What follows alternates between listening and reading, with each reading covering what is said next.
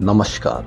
देश और दुनिया की तमाम फटाफट खबरों में आपका स्वागत है। खबरों के लिए आपसे निवेदन कि यदि आपने हमारे चैनल को सब्सक्राइब नहीं किया तो कृपया करके आपके अपने चैनल को सब्सक्राइब कर लें। आप सब्सक्राइब करते हैं तो हमें हिम्मत होती है सही और सच्ची खबरें और उन खबरों को आप तक पहुंचाने की जो मीडिया पर आपको बिल्कुल भी दिखाई नहीं देती है।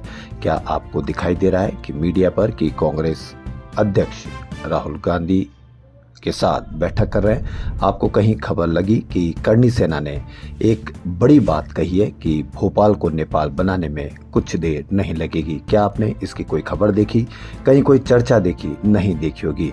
और इसी करणी सेना ने जब एक बड़ा बवाल किया था तो आपके पूरा मीडिया कवरेज आपको देखने को मिला था। उसने एक दलित नेता के घर पर बड़ी शानदार तरीके से एक बहुत बड़ा हंगामा किया था। पूरे देश के मीडिया ने उसको कवर किया था। लेकिन आज उसी करणी सेना ने भोपाल को नेपाल बनाने में देर नहीं लगेगी, आपको इसकी कहीं कोई खबर नहीं लगेगी और न ही इस पर कोई चर्चा की जाएगी। तो क्या है आज की बड़ी खबरें?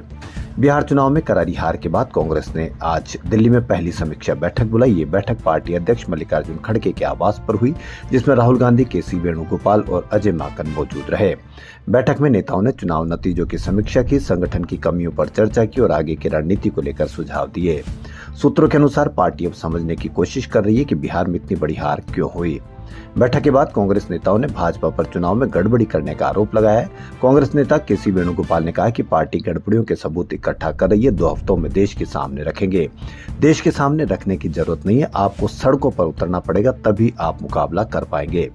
दरअसल कांग्रेस ने इस चुनाव में 60 सीटों पर उम्मीदवार उतारे, लेकिन सिर्फ 6 सीटें जीत पाई। पार्टी का वोट शेयर 8.71 रह गया, जबकि 2020 में 70 सीटों पर चुनाव लड़ते हुए 19 सीटें जीती थी और 9.6% वोट मिले थे। वोट प्रतिशत से भी कुछ नहीं होगा, क्योंकि सबसे अधिक वोट प्रतिशत तेजस्वी यादव का था और उनकी सीटों का क्या हाल हुआ है, इसलिए पूरे तरीके से इसकी देखभाल करनी होगी। वहीं भोपाल में करणी सेना अपनी 15 मांगों को लेकर खुशीलाल ग्राउंड में विशाल क्षत्रिय क्रांति सम्मेलन का आयोजन कर रही है। सम्मेलन में करणी परिवार से जुड़े हजारों लोग शामिल हुए। करणी सेना पदाधिकारियों ने स्पष्ट किया था कि उनकी मांगों को सुनने के लिए दोपहर 2 बजे तक सीएम ऑफिस से कोई अधिकारी पहुंचे, लेकिन 3 बजे तक कोई अधिकारी नहीं आने पर कार्यकर्ताओं ने सीएम हाउस की ओर कूच कर दिया। करणी सेना के प्रदेश अध्यक्ष इंदल सिंह राणा ने कहा कि हमने सीएम ऑफिस को दोपहर 2 बजे तक किसी अधिकारी को भेजने का अल्टीमेटम दिया था, नहीं तो हम सीएम हाउस कूच करें। उसी क्रम में हम अब ज्ञापन देने सीएम हाउस की ओर जा रहे हैं। यह आंदोलन का अंत नहीं बल्कि शुरुआत है। हमारी मांग है कि हरदा प्रकरण में कलेक्टर और एसपी को निलंबित किया जाए। अभी यह हमारी विनम्र अपील है, आगे देखिएगा, हम भोपाल को नेपाल बनाने में देर नहीं लगेगी। बता दें, प्रदेश में क्षत्रिय समाज अब आर पार की रणनीति पर उतर आया। समाज की विभिन्न लंबित मांगों को लेकर यह आयोजन कर रहा है। इस सम्मेलन में प्रदेश भर से हजारों प्रतिनिधियों और समाज जन पहुंचे हैं। चुनाव परिणाम में हार के बाद राष्ट्रीय जनता दल की पहली प्रतिक्रिया सामने आई। पार्टी का कहना है कि सत्तारूढ़ राजग के हाथों करारी हार के बावजूद वह निराश नहीं है, जिसने 202 सीटों के साथ शानदार जीत हासिल की। आरजेडी ने चुनाव नतीजों को सार्वजनिक जीवन के स्वाभाविक उतार चढ़ाव का हिस्सा बताया। इसके साथ ही कहा कि पार्टी हार से निराश नहीं है और वो गरीबों की आवाज उठाती रहेगी।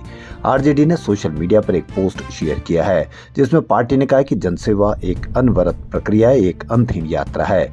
इसमें उतार चढ़ाव तो आते ही रहते हैं, हार में कोई गम नहीं, जीत में कोई अहंकार नहीं। राष्ट्रीय जनता दल गरीबों की पार्टी, गरीबों के बीच उनकी आवाज उठाती रहेगी। दिल्ली ब्लास्ट और शुक्रवार रात नौगाम में विस्फोट ने पूरे देश को दहला दिया है, कहीं पर भी लेकिन कोई चर्चा नहीं। कांग्रेस के अध्यक्ष मल्लिकार्जुन खड़गे ने एक्स पर कहा, यह जानकर अत्यंत दुख और निराशा हुई कि जम्मू कश्मीर के नौगाम में एक पुलिस स्टेशन पर हुए विस्फोट में 9 बहुमूल्य जानें चली गई और 24 लोग घायल हो गए। इसके साथ देश की सुरक्षा और आतंक के खतरे को देखते हुए कांग्रेस अध्यक्ष ने सर्वदलीय बैठक की मांग की है।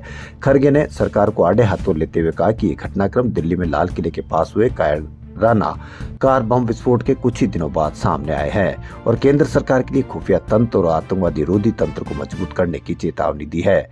वह जवाबदेही से नहीं भाग सकती। खड़गे ने आगे कहा, भारतीय राष्ट्रीय कांग्रेस आतंकवाद के अभिशाप के विरुद्ध राष्ट्र के साथ एकजुट है।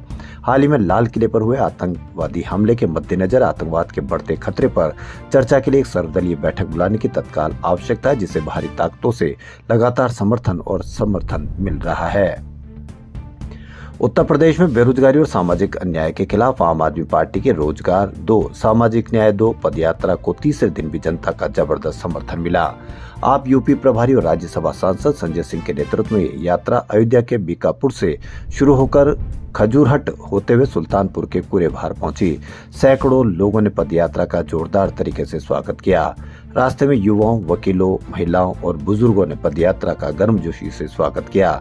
राज्यसभा सांसद संजय सिंह की अगुवाई में यह पद यात्रा धीरे धीरे जन आंदोलन का रूप ले रही है।